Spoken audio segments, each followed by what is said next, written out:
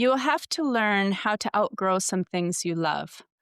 You'll have to learn that some things are right for a time, but not forever.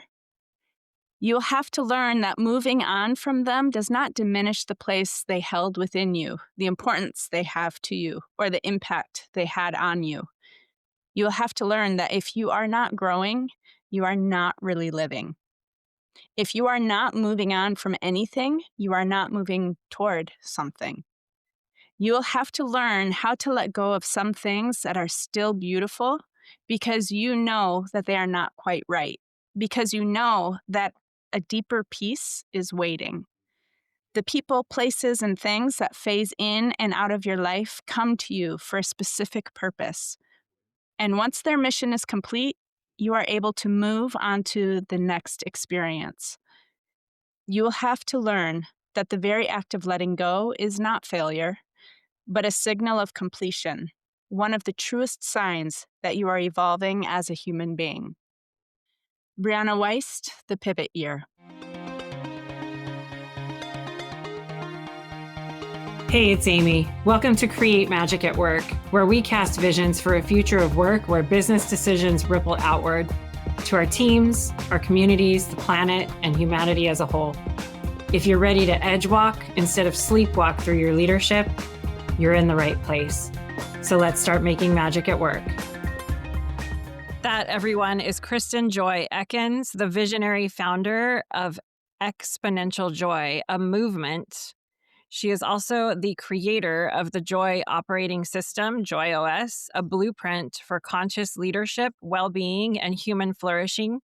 A TEDx speaker, executive coach, and social entrepreneur, she blends emotional and connectional intelligence, well-tech, and ancient wisdom to help leaders and creators upgrade their inner operating systems.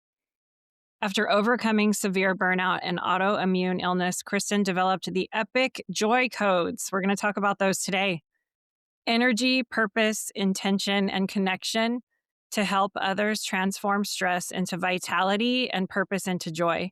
Her mission to rewire humanity for exponential joy. Oh my gosh, what a mission. Rewire humanity for exponential joy. And Kristin is a returning guest here on Create Magic at Work, and she's also a cherished colleague and friend. I heard her first present on Exponential Joy and the Joy operating system when we gathered in Fayetteville, Arkansas for our Edgewalker facilitator retreat. And it was so incredible. I was like, I have to have you come on the Create Magic at Work podcast, share this Joy operating system with all of the listeners. And we are strategically recording this conversation. So it is the first episode that airs on Create Magic at Work in 2026 because we want some frickin' joy in 2026. And it's also going to air on my birthday, which I'm very excited about. So first episode of 2026 airing on my birthday. And I sent Kristin a voice note. I was like, I need you to come on to be this first episode because we have to set the tone in 2026 for joy. I'm not having it any other way at this point because 2025 felt pretty rough, and I know it did for a lot of people. So, Kristin, thank you for being here. Welcome back to Create Magic at Work. What an honor, and thank you. What an honor to be the very first episode and on your birthday. So this is just really, really exciting to be here with you. And that I agree. We need to set the tone and intention for 2026 that it's going to be a year of joy. And we'll get into what that means because we don't mean toxic positivity joy. Yeah. True joy. Yeah. So on that note, I mean, there's a lot of themes around joy in pop culture, in coaching, I don't know if it's necessarily infiltrating into leadership per se yet. So tell us what's different about exponential joy, because I hear a lot of themes around joy and I'm just like, hey, whatever, I'm tired. I got to get this done or like I got to keep moving. But I was super impressed with your operating system that is incredible. So anyways, tell us how that came about and how it's different from the cookie cutter stuff. Yes, absolutely. I think the first thing is making joy real for people, because when we look at joy and we hear the word, and especially right now, we see around joy to the world, people say these big, lofty things. Even I do around rewiring humanity for joy. That's huge and lofty. That's just my massive transformative purpose. So I'm putting it out to say this is how we come together for this. But I think looking at joy and saying, yes, and it's also something that you can bring down to a tangible things that I can do to create and find that, because it's not that you have to seek joy, it's just that it's often covered Mm. because life is happening around us all the time, and our environment, our mental states, our just busyness, the distractions and disruptions and devastations. I mean, all of these things start to just cloud the joy that is already in us. And so that's what I'm really after, is to show people how it already is at your power center, and that you just need to get rid of the things that drain joy so that you can boost it more and have this sense of peace and feel it in every day. So Mhm. it's making it tangible, and it's using AI to help us with that. It's using ancient wisdom to help us with that. Sometimes it's emotional regulation and breath work. Sometimes it's very tactical systems work and understanding structures and systems, and that's where the Joy OS comes in. But I'll pause there because I think that's making it tangible is the most important thing. Yeah. When you mention removing what's draining you, I have a reaction to that Yeah. because I start thinking through what I might want to remove that's draining me, and some of the things that come up feel essential to my daily life operating. How do we discern? How do we make those choices in a clear way? Yes, I love that. The key thing is the decision making and when we're making decisions. So I went through a program at Stanford Graduate Business School, and we looked at our values, and values-based leadership is what it was called. And every day we're making decisions, and they're always trade-offs. And so I go back to what trade-offs are we making? And this is where we can start to look at choices. Are you trading your joy for something that will give you momentary, I'm going to even say just momentary happiness? Maybe it's otherwise you're trading your joy for something that you say it's, I have money then if I do this. So this is what I hear. Tangible example. Mhm. I hear people who are in corporate America Mhm. and they say, yeah, I'm very close to burnout, Mhm. but I have to do this because my family's dependent on the Mhm. money that's coming in from this. And I'll say, so what's the trade off then? And they'll say, well, I mean, at some point I can't sustain this, but for now I'm okay, but Mhm. I'm not happy. And I'll say, and what are some of the things that you're seeing as a result for staying in this role, in this position, in the same space that you're in that's basically draining your joy? And what they come to is to realize, when we start to look at it a little bit more, that if it continues the way it does, that burnout is not just like around the corner, but it's right there knocking on their door, Mhm. and that relationships have already suffered, Mhm. that their health has suffered, that like all of these different things, that all of a sudden they realized, oh wait, I've already gone down that path. And so it's not to say everyone must leave their corporate jobs, for example, if it doesn't give them full joy, but it's designing your life with that at the center. That joy gives you that peace, and no matter what circumstance you're in, because we can't choose all of our circumstances. Yeah, that sounds very realistic to me. And also, what's coming up for me is the end of 2025 felt very tired for me. All of the Yeah. things that I was working, even though some of them were really amazing projects that I loved.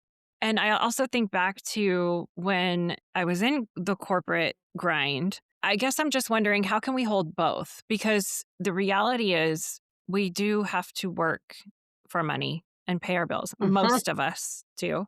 how do we hold both? If we're recognizing we're burning out, and I do hear this a lot too, like you were talking about clients saying, I hear a lot of, if I just get through this, then if I just get Yes. through this Yes. quote unquote busy season, then XYZ. And it never gets there. It's always the next time. Well, if I just get Mm-mm. through this month, or if I just get through this new project, or if I just get through this, then Yeah. I'll be able to exhale. Then, and I Yeah. never see the then. And so, how can we Right. hold both? How do we use exponential joy, the joy operating system, to, I'm thinking, if we're recognizing this, we could actually start maybe just injecting some of this in the space we are today, rather waiting for the then. And so what does that look like? And maybe Yes. this is a great point to start introducing the joy codes a little bit. Yes, I think it is. It's the perfect place to, because what I started to think about from my own life, my own experience of burnout, being in corporate, and then also even, I mean, it's not greener on the other side that you jump to entrepreneurship or something and all of a sudden it's like, wow, everything's all set. That's really hard work too. So for Yes, it those is. who jump in, right? So no matter what your role is, what you're doing in life, that is where you have to figure out that baseline for yourself of what brings you joy, what actually does that. And then you can see it usually too once you've gone through a burnout, unfortunately, and you look back. This is what my story was, is that, at 35 years old, I didn't know that's what it was at the time, but I was just exhausted and my body wasn't functioning and my brain hurt and I couldn't sleep. All of these health things that were highly correlated to chronic stress that I didn't know how to manage, and emotional regulation that I didn't know how to regulate some of those emotions. And I had 2 young kids. I was working too much, traveling too much. My husband was doing everything he could for the family as well. And at the same time, it was just so intense, an intense time of life. And what I realized looking back, so now looking at 10 years ago, it's like, wow, what I was missing were the things that gave me an outlet. I removed things that were play. So I stopped golfing during that time. I stopped playing piano. I stopped painting. I stopped reading for Mm. fun. And my excuse to myself was, I don't have time. And it was like, how can I fit this in? I just don't have time for that. I've got to feed the kids. I've got to do all these things.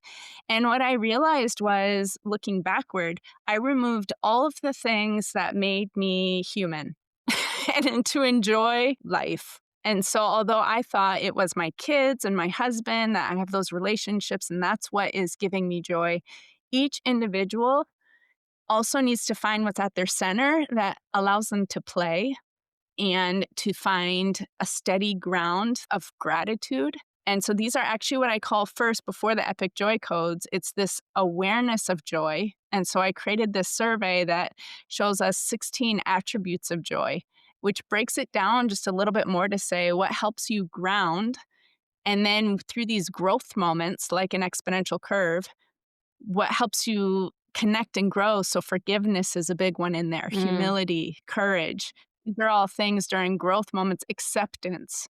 So it's to say you will go through growth moments and joy is there along with grief, along with suffering. It helps you, though, set a baseline for what that can look like for you so that you can move through the growth moments and learn and grow to understand yourself even better so that you get into this area of give, which is more about your purpose and contribution, and so that you can focus outward again. Too many people, though, focus outward, and this is what I'm finding through the results, that after now, there's, not at this point in time, it's only been out for half a year or so, maybe 3/4 of a year. I've had over 100 people take it, and what I'm seeing, though, is that people are saying they're very compassionate and they are in that giving space. But then, and those are their top 5, Hmm. but the bottom 5 attributes fall into the grounding and growing, depending what life moments they're in. But the grounding piece, that means they're being really compassionate towards others, but not self-compassionate.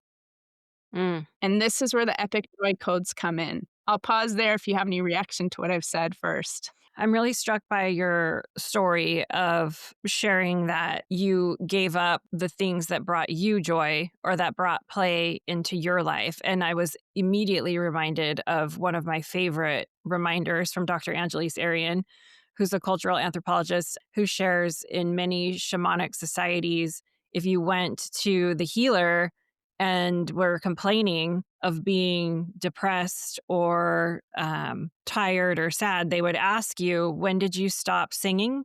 When did you stop dancing? When did Yes. you stop enjoying the sweet territory of silence? And Mm, when did you stop enjoying storytelling, particularly the mm. story of your own life? And right there, I think is what you're touching on. That's exactly it. Because even the exercise, so for me, I loved Zumba and I did kickboxing, all of these things that also went to the wayside. And that was my way of movement. So, like moving our bodies, even. And, Mhm. that you hit it right on the head. That's exactly what it is. If you're singing, I mean, we know now and research shows these things, and this is where I blend in ancient wisdom, is that for your vagal, looking at your vagal nerve and looking at how you actually can regulate your nervous system. What I learned about myself when I dropped all of those things, that meant, and why my body started breaking down is because I went into a sympathetic mode and I could not regulate my body, and it was became a chronic stress thing. I was no longer like singing and humming, which actually regulates your body more. I was no longer doing things that Mm. I didn't realize, like movement, that actually would help me go into a space that I could function more effectively. Why do you think we get to that point? Why do you think we get to the point where we're shutting off these pieces of our humanity for another, quote unquote, another time? Where do you think Yeah. that edge is, since we're edge walker facilitators? Absolutely. I think that the challenge is we haven't potentially created this intention for what we wanted life to look like. We haven't designed it. So we're hitting these things, or we feel like these circumstances or things are happening to us instead of us moving into the space to say, like, yes, this happened. And I'll give an example of this year for me. This happened, and this is how I'm going to approach it. And so instead of just becoming the victim of it, it's switching the mindset to be in this growth mindset. And this takes practice and skill. And I think that's where it comes into leadership as well. These things are not things like joy can be practiced and it should be practiced. And if we look at things and stop being curious about what gives us joy, then that's where we may unintentionally remove things or not explore what might actually allow us to see and experience something that's amazing. For me, this year, one of my sons, he broke both of his legs. And it was a moment of like, what? What is happening? Right at the same time that I thought business was about to boom. I just created, a few months before that, the Joy operating system. I had tested it in terms of an experience, a half day experience in Silicon Valley. It went really well. I started to plan the next one. And when that happened, it felt at first like just a rejection almost of what I was doing when I Mm. felt like this was on the right path. And then I realized that was my mind, in a sense, playing tricks on me. Hmm. That was my, in other words, to say is that was my ego saying like, what's going on? This isn't good enough. And what I was realizing that I was doing was trying to control a narrative and a timeline that wasn't mine to control. Mm. So I had to quickly, like literally within a day, move out of that mindset to say, what am I grateful for? I am so grateful that it wasn't more than his legs. His legs can heal. I'm so grateful his head is fine. I'm so grateful. And I just kept going down lists of things I was grateful for to help me shift into a space of gratitude rather than going down that other route of negativity and what's happening and woe is me. And I'm not saying you can feel bad for yourself. It's human to have these feelings and to feel angry at times and to go, that is human. The challenge is if we don't move our emotions out of that space, we have to move them back up into this space of neutral to make decisions that are good. Otherwise, if we stay in that space of like emotions are in those negative zones, this is where I think where we start dropping those things that give us joy. When we're playing those zones that are like not neutral and above. So this is where a lot of the work I do with leadership now is emotional intelligence, cultural intelligence, regulation in this way, but then also embedding and understanding not just for the individual, but how teams operate and organizations culturally, how they can actually get into a space of operating from a place of joy. And that's where it leads to those epic joy codes. Because that is where what I found and tested and realized is, hold on, there are some upgrades. Sometimes we need a full reset. Just so if you think about it for our phones, right? Operating systems here. If you think about an operating system, it all of a sudden you get notified, oh, time to upgrade. It's like an update is waiting.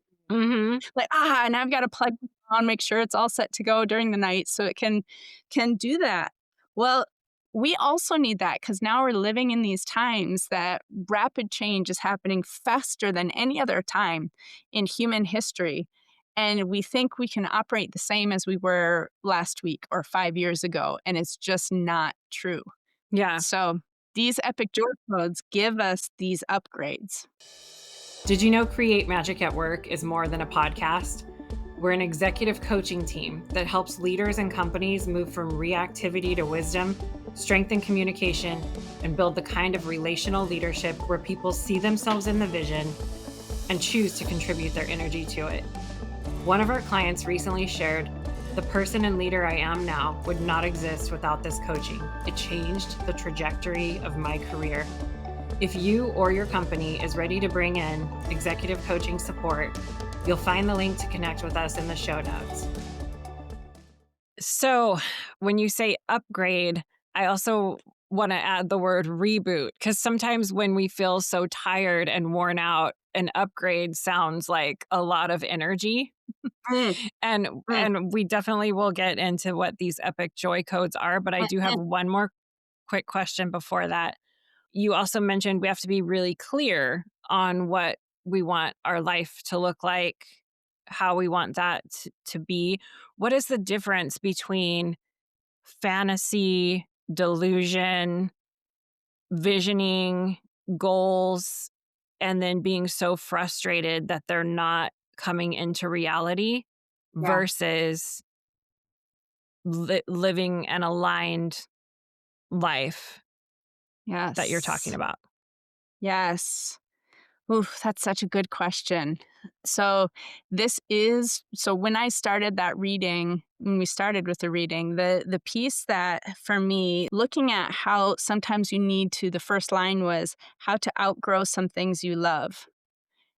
And most of these sentences were around, you will have to learn. You will have to learn. You will have to learn. And so part of this, to get back to your question, is we do have to learn. We do go through these moments of manifesting and visioning and seeing what we want to see from the future. But when it comes to joy, living in the present is the most important thing.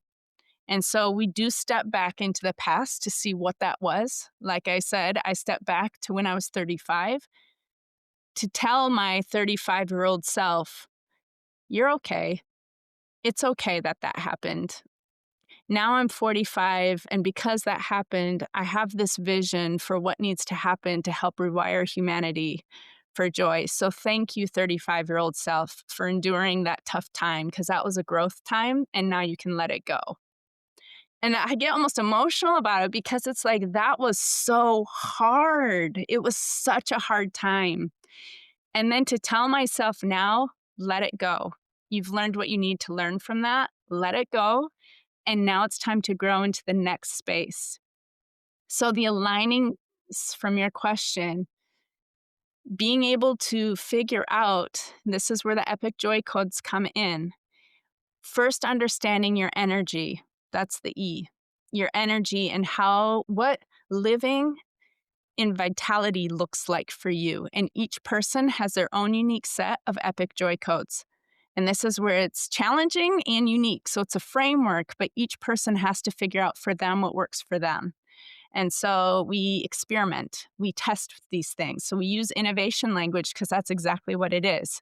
We're innovating and experimenting on our own energy and what it takes to help us live an incredible life that you feel alive in. And then the next one is purpose. This is where it does come to aligning with your values, with your personal mission, with understanding who you are today and why you're meant to be here today. This isn't this huge thing that never changes. And I think sometimes that's where people get overwhelmed with saying, well, why am I here? What's my purpose? It's like, today, what's your purpose? Is it to bring joy? Is it to have moments of joy yourself? Is it to live in a space where you can bring joy to others? What is it today that you're here to do? And then, so energy, purpose, the next one is intention. So when we think about going in a direction, intentionally moving in a direction, if we haven't set it up for what those intentions are and created habits for ourselves, then you'll start to go one way, but it may not be aligned with your purpose. And then you're going to feel like you're going off path. I don't believe there is an off path, but it will feel more tension. You'll feel like, well, why is this happening? And different things that might be not aligning or falling into place for you. It's because you're slightly off the direction of where your soul wants you to be in that moment. And this is where coming back and feeling aligned with your purpose again and living intentionally into that, designing play time, designing gratitude time, designing all of that into your life. But it takes habits and designing those in. And then the last one, so energy, purpose, intention, and connection. You can't spread this joy and you can't just live within yourself on this. It's about connecting with others and finding that space of belonging and also rippling joy out to others. So this is where learning how you connect to others. Okay. When you talked about going back to the past, to me, it also answered my question of these future visions that I'll get really attached to. Like I want to bring this into my life. I want to, I don't know. I want to have a lake house or like these material things. I think a lot of us, or I want my life to feel this way, or I want, all of these different things of this vision of how I think joy should look like in my life. And when you were talking about that past experience and speaking to your past self, to me, you can also do that with those future visions also, because there's a part of letting go of what we think our life should look like to anchor into the present moment and be really appreciative of what's going on today. And I even want to take like a pin and like pop that bubble because it's so closed off, right? And I want to open up and expand for more possibility that I can't even imagine. And I think with Epic Joy Codes, focusing on energy, purpose, intention, and connection in the present and letting go of what is going to come of that sounds quite powerful. Yeah. So that's what I'm getting from this. Yes. I love that. Any thoughts on that? Because I do want to ask you on the intention piece. Yeah. This is where I feel like it can get mucked up with people, myself, from time to time. The intention, goal setting. We come from the corporate space. What do you want to achieve by this date? Intentions. These are my intentions. And then all of a sudden we're closed off. And then all of a sudden, maybe this exact thing hasn't appeared. and then we're upset, and then we're self-blaming, and then we don't have what you talked about in the very, very beginning with your survey. We're lacking self-compassion. Well, this Mhm. isn't turning out to the goal I set. So Mm. now I'm not experiencing joy, and now I'm beating myself up. Mm. How do we how do we reconcile all of that? Yes. The first thing that comes to mind for me is when we set these goals, the goals, and you think of KPIs and all of that, they're usually attached to a larger goal. That larger goal, if we're really operating from a joy operating system, that means joy is the heart, is the center goal. And the other goals should be coming off of that. So if you track a goal back Mm. and you say, I want a lake house, and you say, I've been manifesting this lake Yes. house. Do Right? it. And it's like, okay, so I'm going to trace it back. So why do you want that so badly? And if it doesn't happen, maybe there's actually a mansion that's sitting there waiting for you instead, but you were looking at this lake house and that mansion is on the ocean. And you didn't know that that was actually what was meant for you. So, I mean, we use that in, kind of a funny example that most people won't be going for, but at the same time, it's the reality of that. If you're intentionally designing and saying this design must be it, what you're not allowing for is allowing. And so you've actually put yourself in not an expansion place, but a constricted and restricted place. That things could Yeah. have, been a place of joy for you, but instead it becomes this achievement that you must have, and that's not joy. Mm. There you go. Right there. It's the achievement piece, the saboteur of the hyperachiever Oh, versus experiencing actual joy yeah. as a human being on the planet and living in our humanness of joy. Yes. Yeah. I mean, Love for that. me, my Love number that. one strength finder is achiever. My number Mhm. 2 is activator. So I say this to people like this is like a dangerous combination, achiever and activator, when you put someone like myself in this place that I'm see myself as a high performer and now I'm a high performance coach, right? Because I needed to understand the shadow side of that because I felt like I kept touching it, the shadow side. And Mhm. that is the same thing is you're working super hard, and this is where if we haven't regulated our emotions and you activate and achieve, then you burn out. That is Mhm. exactly what's on the other side of it. It just because you can't stay in that space if the goal was to achieve rather than to have joy and live from a place of Yeah. So good. So good. Okay, so we have the survey that people can take. yes, And what is that called? the joy awareness survey. The Joy Awareness Mhm. Survey. And we will put that in. Is there a link to Yes. that we can put in the show Yes, I'll notes? absolutely do Okay. that. So there's the Joy Awareness Yep. Survey. Okay. And then there's the Joy Operating System with Exponential Joy, your company, which has been blasted out on all the news media networks right now. It's gaining so much Mhm. buzz. So excited about that.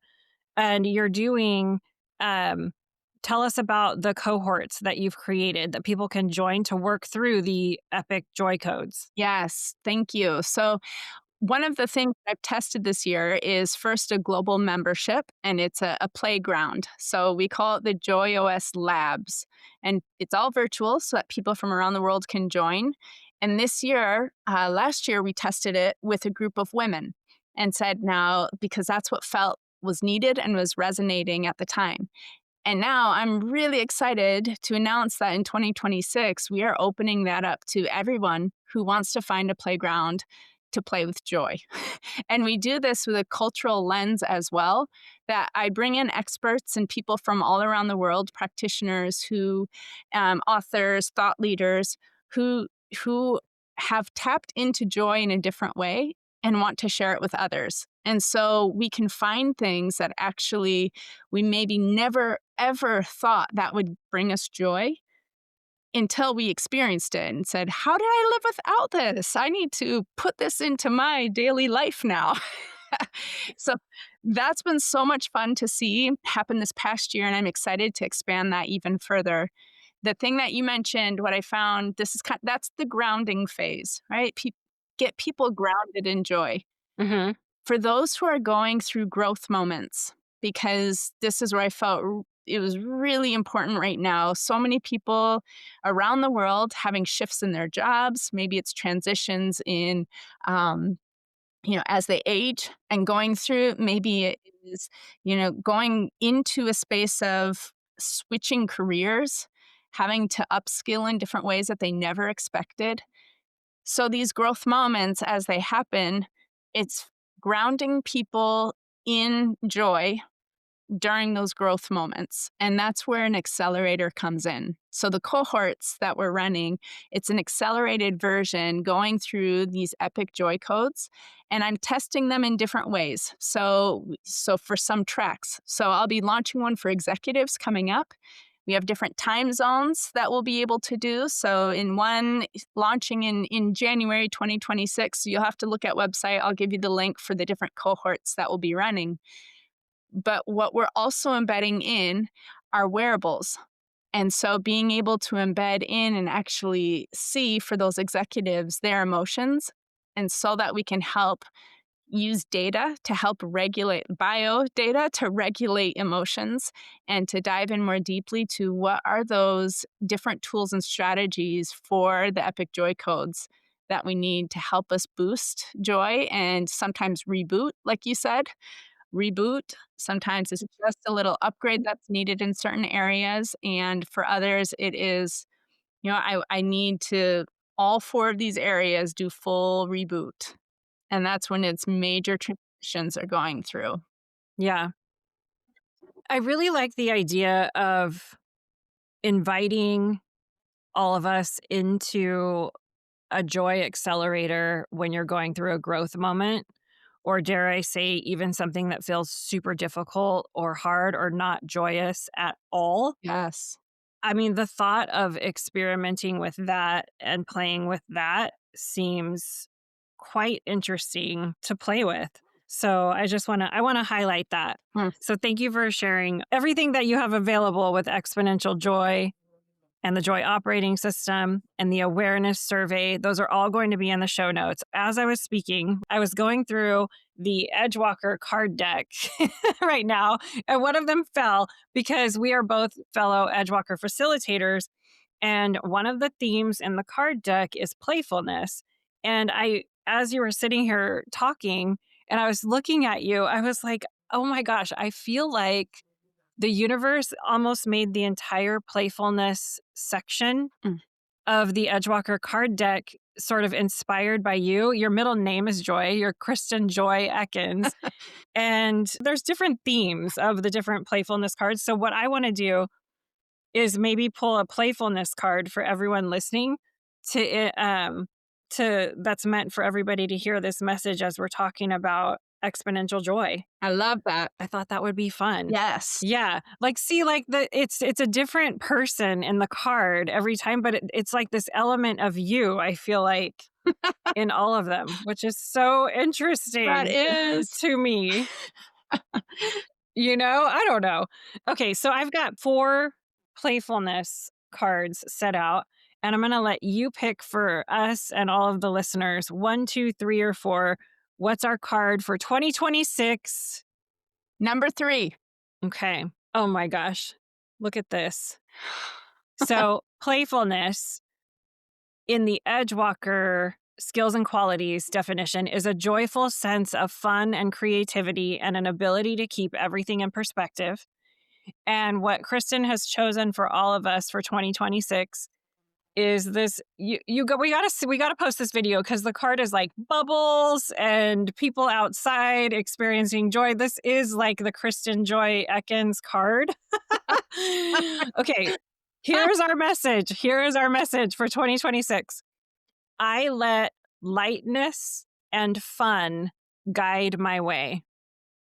I let lightness and fun guide my way.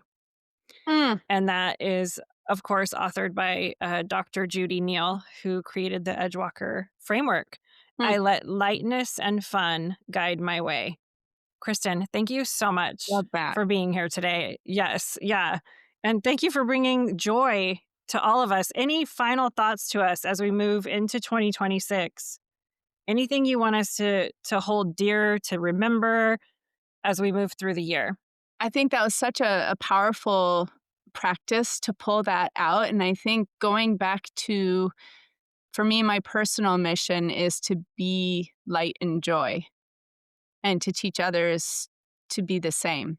And so, in the sense of understanding what light looks like to you and let that guide you, light and fun and play, that to not let the hard circumstances that will be around us, don't let those distinguish and extinguish the light that you actually have that wants to burn bright from within.